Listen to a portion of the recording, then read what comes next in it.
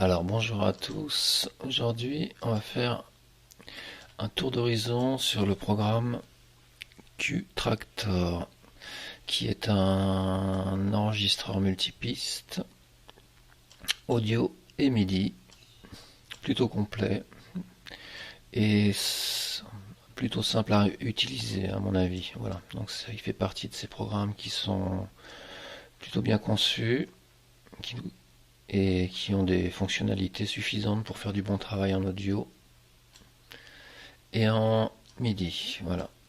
Il a à peu près les fonctionnalités qu'on retrouve dans Cubase, dans Ardour et dans bien d'autres programmes qui existent du même genre. Voilà.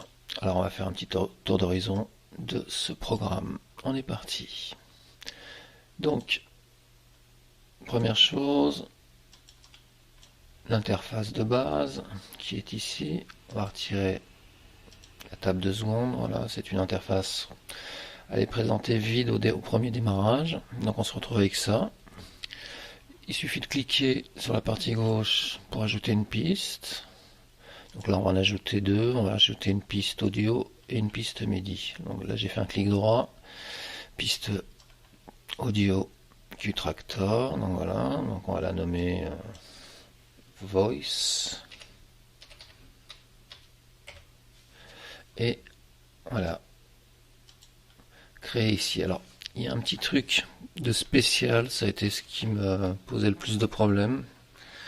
Ça a été de comprendre comment on pouvait la créer, car quand je faisais ça, en fait, il m'effaçait la précédente et la remplaçait par le nom, et je comprenais pas très bien ce qui se passait. En fait, il faut nommer avant de créer. Voilà, une fois nommé, on se positionne sur la partie grise qui est à gauche et on fait créer. Et là, on a une piste qui se crée et on la confirme. Alors, on choisit évidemment si c'est une 2 canaux ou si c'est une mono et si toutes les connexions sont faites automatiquement. Voilà. Donc là, je vais confirmer comme ça. On va pas aller plus loin. Voilà. Et évidemment, je la confirme aussi ici. Et voilà, j'ai ma première piste de créer. Là, on va regarder ça à travers. Voilà. Je vais la couper au monitoring parce que évidemment, il ouvre le monitoring quand il crée une nouvelle piste. Et on n'en a pas besoin pour l'instant. Donc, cette piste qui est ici, c'est une piste audio. On voit bien que sur la gauche ici on a les entrées, sur la droite les sorties et au centre les pistes. En tout cas nous avons nos pistes. Il y a un truc dans l'interface qui est intéressant, c'est qu'on peut dissocier, voilà, ou intégrer différemment, par exemple cette partie là, voilà. Oui, est-ce que je peux l'intégrer autrement là? Non. Est-ce que je peux l'intégrer ici autrement? Oui, là, oui, et là aussi, voilà. Donc là, si je fais ça, pouf, je peux la mettre là. Donc ce qui fait que j'ai mes bus d'un côté, d'entrée, bus de sortie de l'autre, et les pistes en bas. Voilà. Ce qui est intéressant pour une table de mixage, ça permet, de, voilà, d'organiser visuellement tout son travail et puis de s'intéresser ou aux pistes ou aux entrées, voilà, avec plus de flexibilité. Donc très bien. Là, ce qu'on va faire, c'est je vais vous montrer comment on enregistre, tout simplement. Je reviens là, on va remettre ça où c'était, bien. C'est-à-dire toi, on va te remettre là. Toi, on va te remettre là. Oui, non. J'aimerais bien la déplacer et la remettre à sa place, voilà. Et on va préparer un enregistrement. Donc là, sur R, je considère que je vais enregistrer sur cette piste qui est ici, là, qu'on voit. Voilà, c'est celle-ci. À partir du moment où on appuie sur ce R, on voit le petit point rouge, cette icône-là, se se mettre en position confirmer qu'on peut enregistrer, et il suffit de la cliquer, de nommer évidemment test par exemple. Voilà, je vais choisir un dossier. Voilà, choisir. On fait OK. OK.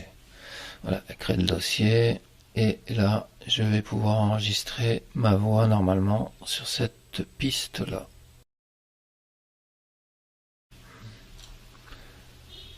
Est-ce qu'on voit mieux? 1, 2, 1, 2, 1, 2. Voilà. On voit un peu mieux. J'ai un signal très moyen. Il faudra que je regarde ça de plus près. Et c'est pas lié directement au... Je pense que le signal, en fait, c'est parce que je passe par un truc assez particulier. Voilà, il est là. Voilà, ça devrait être ça plutôt. Voice in, ici et ici. Voilà. Comme ça, on va s'éviter. Voilà, on va passer directement sur la voix. J'utilise... et là, on recommence, voyons.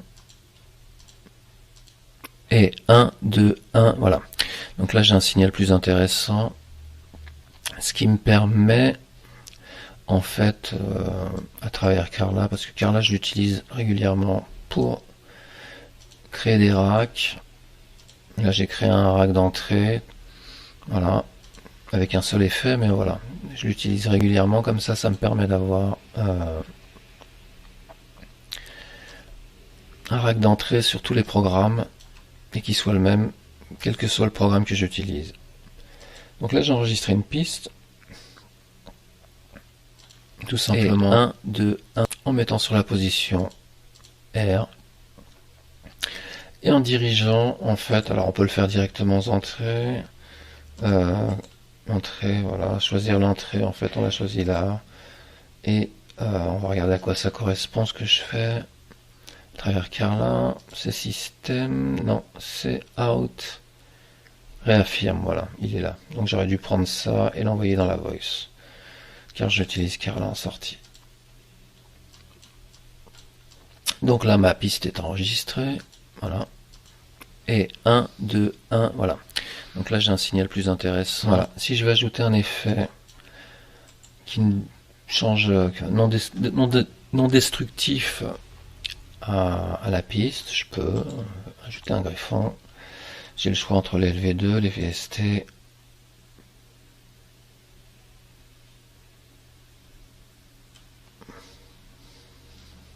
Que voici. Il faut lui laisser le temps d'aller chercher. Voilà. Et là, je vais prendre n'importe quoi. Car là, j'ai multiborne. On va prendre du LV2, ce sera plus simple. 1000 LV2 sont bon. On va prendre ce qu'on trouve. Voilà, on va prendre ça. Allez, on prend celui-là. 1, 2.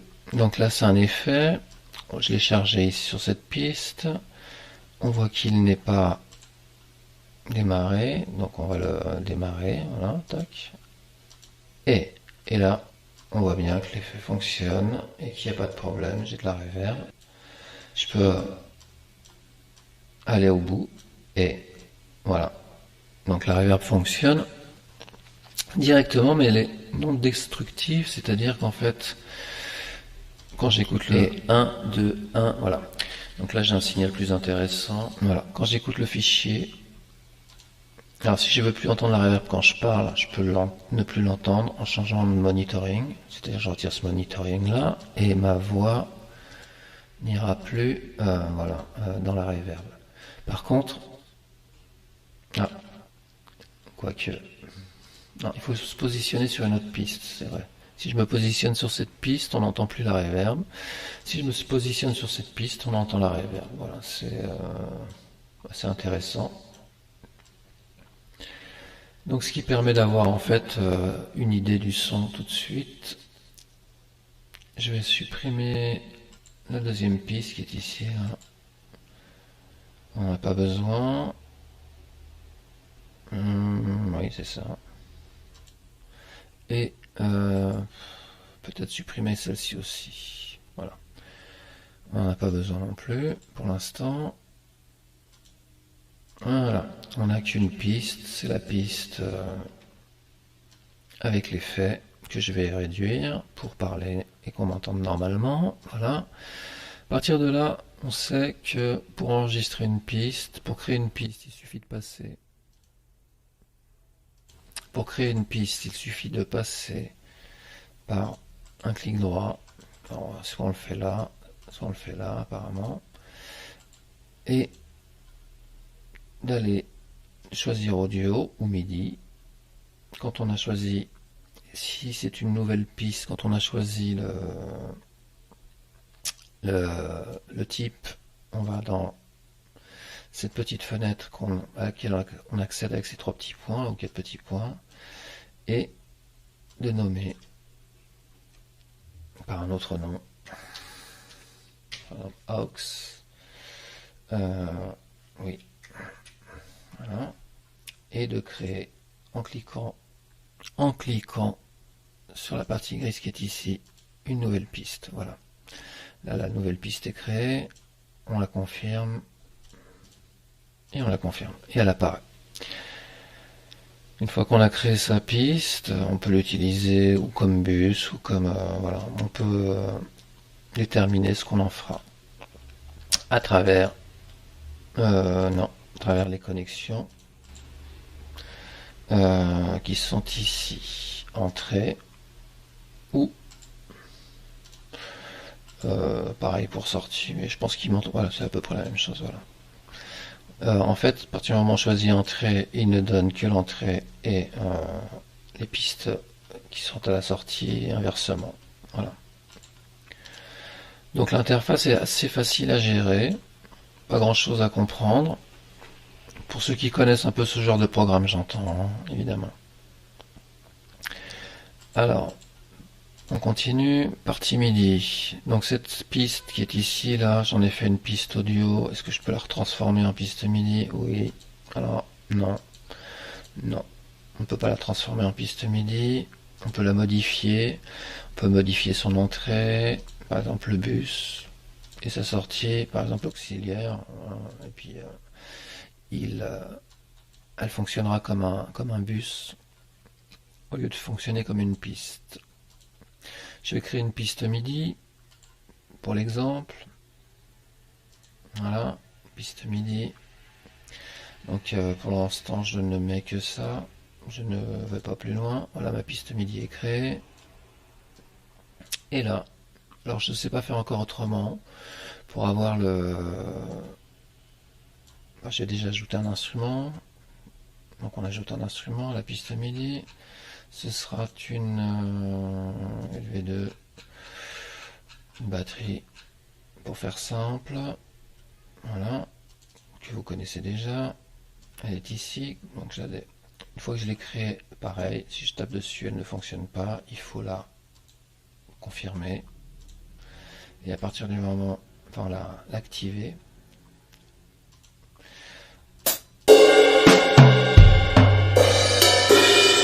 À partir du moment où elle est activée, elle est en fonction. Voilà. On n'a plus qu'à jouer avec ou travailler avec. Donc, ce qu'on va faire, est-ce que je peux la rétrécir encore un peu? Non, on est au fond. Donc, pour travailler avec, pour le moment, je connais pas vraiment le fonctionnement. Il suffit, à mon sens, là j'ai retiré l'enregistrement. Oui, on va créer une piste. Alors, je fais ça pour la création d'une piste. C'est ce que j'ai trouvé le plus simple pour l'instant. Je fais ça et 1, 2, 1, voilà, et j'ai une piste de créer. Une fois que j'ai créé cette piste, si je veux écrire manuellement à l'intérieur, on va prendre une mesure. Voilà, je double-clique dessus.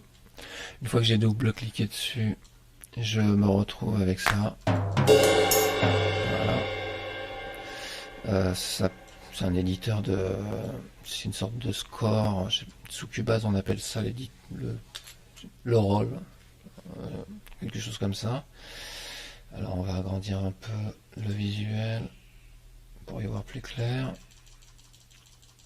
Voilà, et on va lui ajouter quelques notes. Une grosse caisse c'est là. Voilà, une grosse caisse, deux grosses caisses, trois grosses caisses, quatre grosses caisses. On fait tourner en boucle.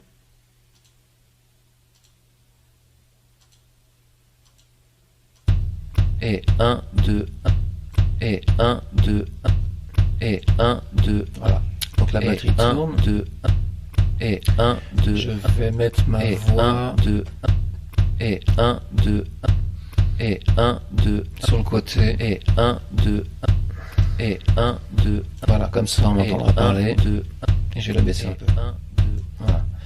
Donc, si je décide d'écrire directement, c'est pas très compliqué. C'est ça s'appelle le piano roll dans le programme LMMS. Je sais plus comment il s'appelle dans les autres, mais je pense que c'est la même chose. Voilà, il suffit de. Voilà. On écrit nos notes.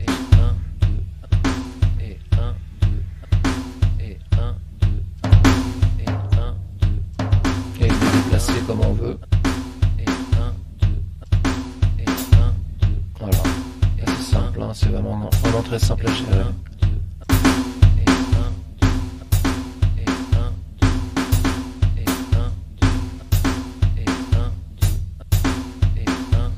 Voilà. Et on crée sa batterie. Donc on peut faire ça avec n'importe quel instrument.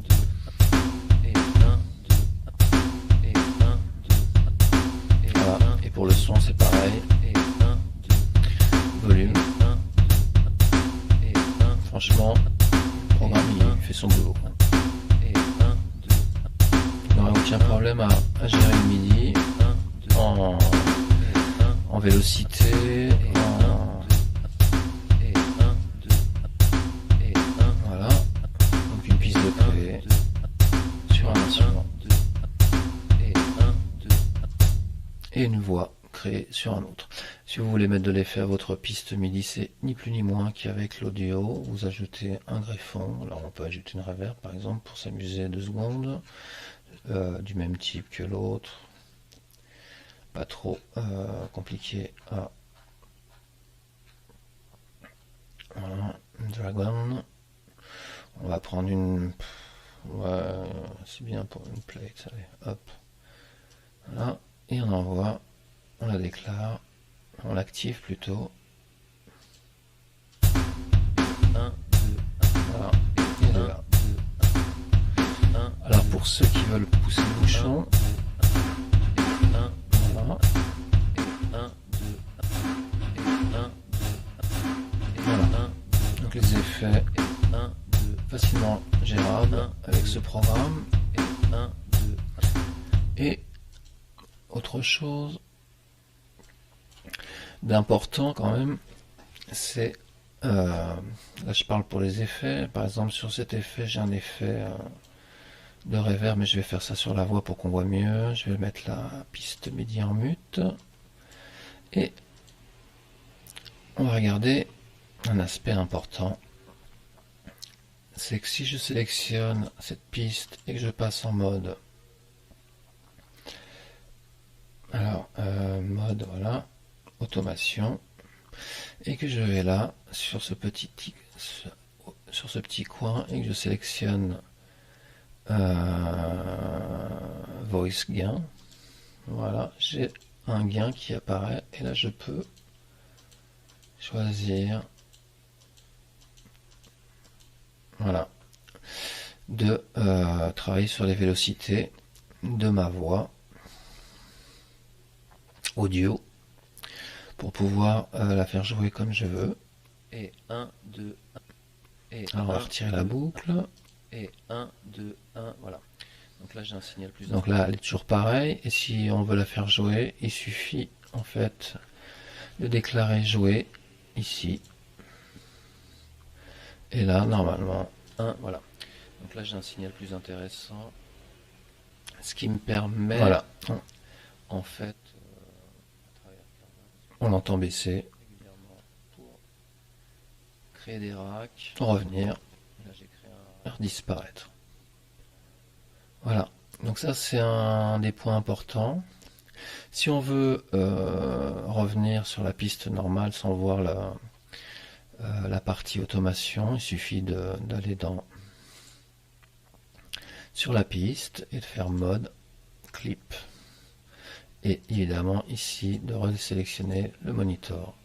Et là on se retrouve avec une piste normale qu'on peut retirer, supprimer, voilà par exemple, et puis en faire une autre. Si on a besoin d'en faire une autre, tout en... Voilà, allô, et est-ce que c'est prêt? C'est prêt. Ça a l'air, on va essayer. Donc, oui, bon, on va faire...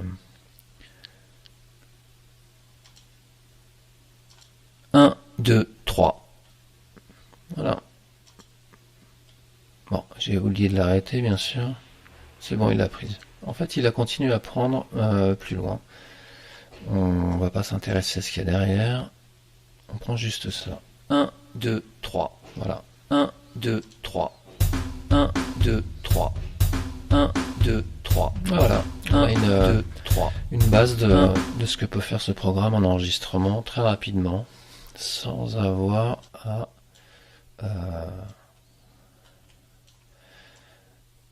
voilà, à faire des choses très compliquées.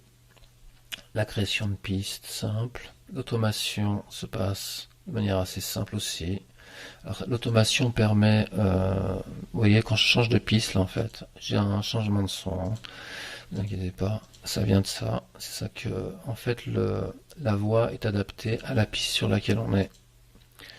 Donc, sur l'automation, je voulais dire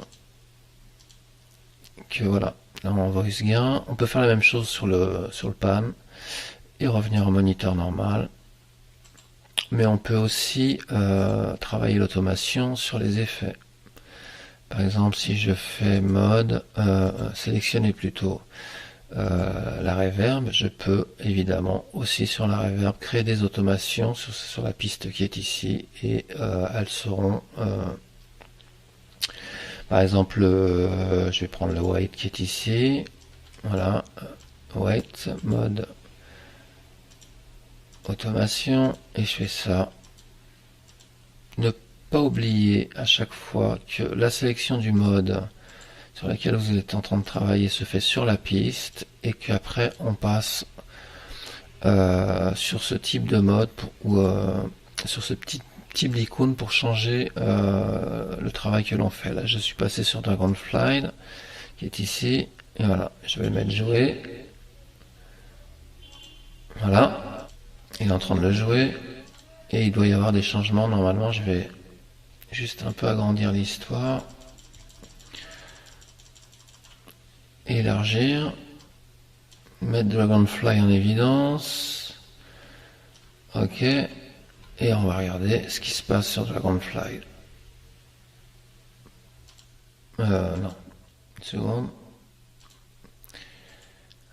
voilà, on y retourne.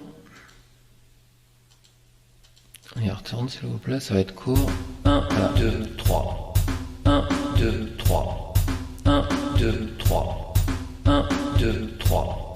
1, 2, 3. Voilà. Donc ça permet aussi de s'intéresser à l'automation des effets. Donc franchement, d'un point de vue général, le programme est très complet.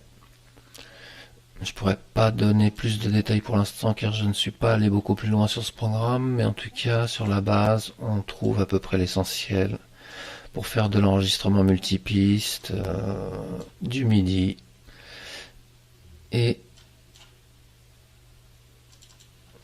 travailler sans trop de soucis.